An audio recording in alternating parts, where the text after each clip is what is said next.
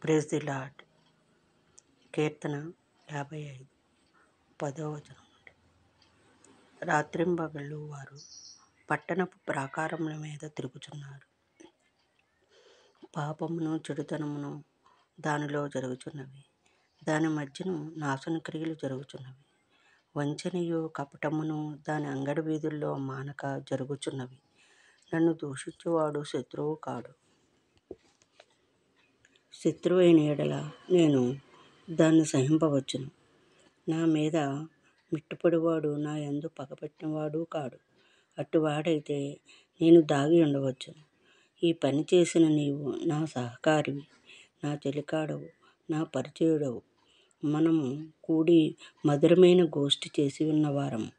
ఉత్సవమునకు వెళ్ళి సమూహముతో దేవుని మందిరమునకు పోయి ఉన్నవారము. సజీవులుగానే వారు పాతాళమునకు దిగిపోదురు. చెడుతనము వారి నివాసములలో వారి అంతరంగమునందును ఉన్నది. అయితే నేను దేవునికి మొరపెట్టుకొందును. యెహోవా నన్ను రక్షింపుము. సాయంకాలమున, ఉదయమున, మధ్యాహ్నమున నేను ధ్యానించుచు మొరపెట్టుకొందును.